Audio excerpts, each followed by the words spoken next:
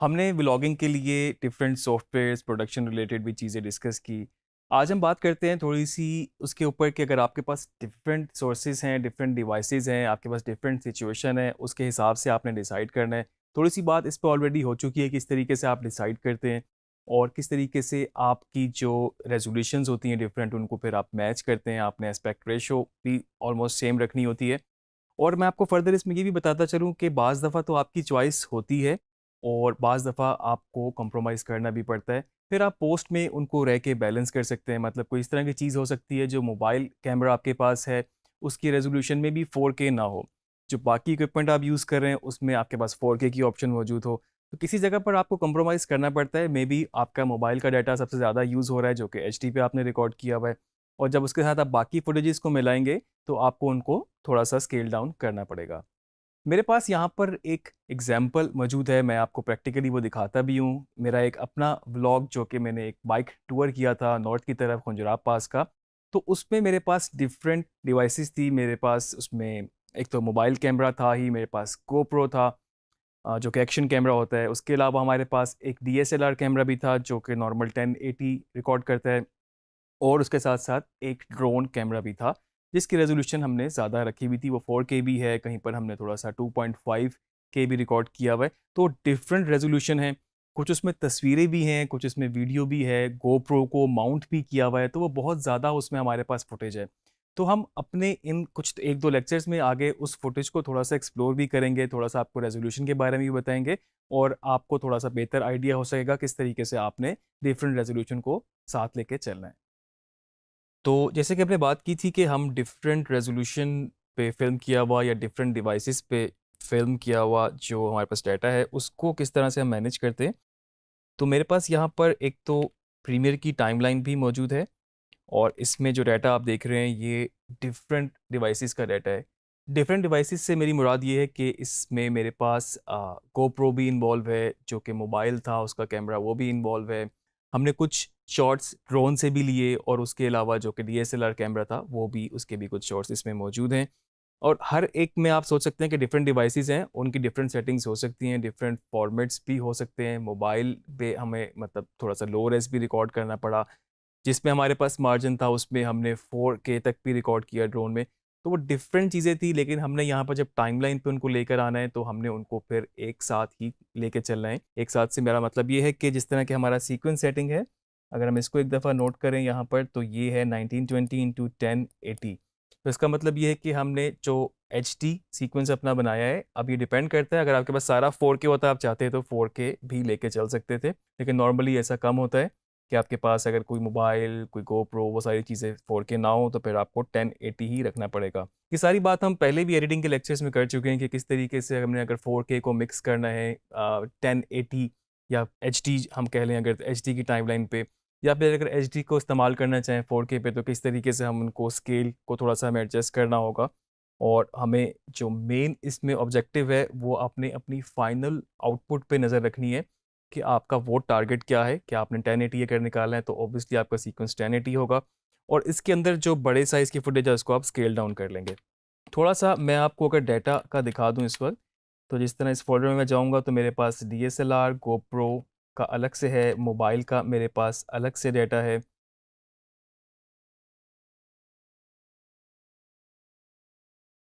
और हम यहाँ से डिटेल इसकी डायमेंशंस भी ऑन कर लें। तो आप यहाँ पर अगर ऑब्ज़र्व करें तो इस वक़्त आपके पास ये जो इमेजेस हैं 3984 इंटू 5312 कुछ 5312 इंटू 3984 और इस तरह से आपके पास वीडियोज़ की रेज़ोल्यूशन भी अलग हो सकती हैं, जो कि इतनी ज़्यादा नहीं थी। ये 1080 पे रिकॉर्ड करता था इसका कैमरा, तो उन सब की रेज़ोल्यूशन अलग हो सकती हैं और उसके अलावा अगर आप गोप्रो में जाएँ, तो गोप्रो की रेज़ोल्यूशंस और डिफरेंट हैं। इधर भी हम इसकी डिटेल में अगर यहाँ से इसको सेट कर लें और डायमेंशंस हम यहाँ पर ऑन कर लें, तो आप देख सकते हैं ये 4000 इंटू 3000 ये स्टिल इमेजेस हैं, इनकी इनकी डायमेंशंस आ रही हैं और फर्दर अगर आपके पास जो वीडियोज़ हैं, उनकी डायमेंशन भी डिफरेंट हो सकती है, जो कि हम अब इसको फर्दर वेरीफ़ाई अपने यहाँ पर सॉफ्टवेयर से कर लेते हैं। इसको हम फुल स्क्रीन कर लेते हैं और अगर आप यहाँ पर रेज़ोल्यूशन पे देखें तो 4000 इंटू 2250 और इसके अलावा ये जो बाकी वीडियोज़ हैं 3840 इंटू 2160 ये सारी ही 4K हैं। और इसके बाद अगर हम और किसी फ़ोल्डर में जाके एक्सप्लोर करें तो मैं आपको दिखा सकता हूँ कि इसके अलावा 1080 की रेज़ोल्यूशन भी हमारे पास मौजूद है।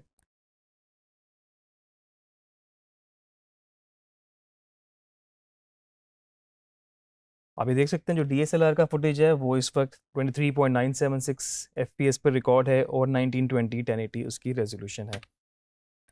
और टाइमलाइन पे अगर हम देखें तो हमारे पास जो फुटेज पड़ा हुआ है वो सारी इसमें मिक्स डिवाइसेस हैं, लेकिन हमने उसको उस तरह से एडजस्ट किया हुआ है कि आपको वो रेजोल्यूशन वाइज 1080 के अंदर सारे एडजस्ट हों। और डिफरेंट सिचुएशन के हिसाब से अब ये इसमें ये बाइक टूर है जिस तरह मैंने पहले आपको बताया, और इसमें सारी जर्नी रिकॉर्ड की गई है। जिस तरह ये बाइक का अगर कोई मेंटेनेंस का काम था, अगर वो कराया, तो उस वक्त मेरे पास कैमरा मौजूद नहीं था, आई मीन कोई DSLR नहीं था या फिर GoPro नहीं था, तो ये सारी फिर मोबाइल कैमरे से ली हुई हैं, जो कि मोबाइल कैमरा 1080 रिकॉर्ड करता है। और ऑब्वियसली इसकी रेजोल्यूशन का थोड़ा सा आपको डिफरेंस भी नज़र आएगा।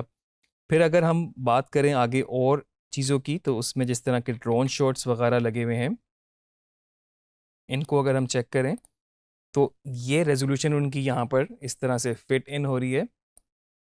और इसको एडजस्ट करने के लिए हमने इसको स्केल टू फ्रेम साइज किया हुआ है यहाँ पर। और अगर हम ऐसा नहीं तो दूसरा हम इसको यहाँ से मैनुअली भी एडजस्ट कर सकते थे।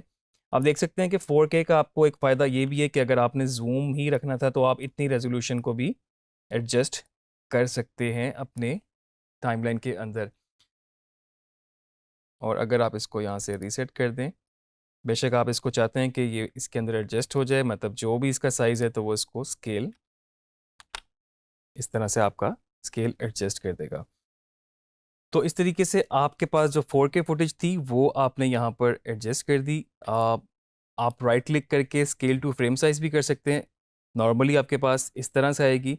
और बेस्ट तरीका आपके पास ये भी है कि आप इफेक्ट कंट्रोल में जाके इसका स्केल एडजस्ट कर दें।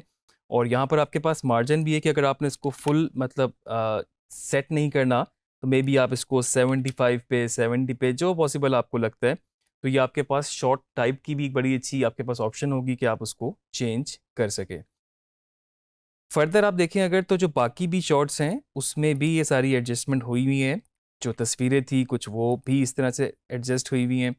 तो आपको डिपेंड करता है कि जिस तरीके से आप उसको एडजस्ट करना चाहते हैं आप यहाँ पर उसको एडजस्ट कर सकते हैं।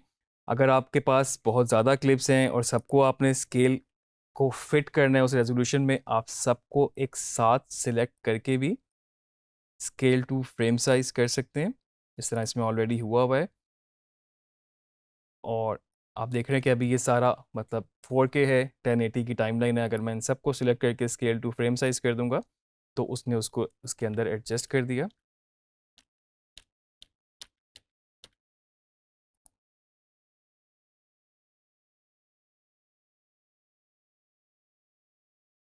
तो इस तरीके से आप अपनी रेजोल्यूशंस डिफरेंट डिवाइसेस की यहाँ पर सेट कर सकते हैं।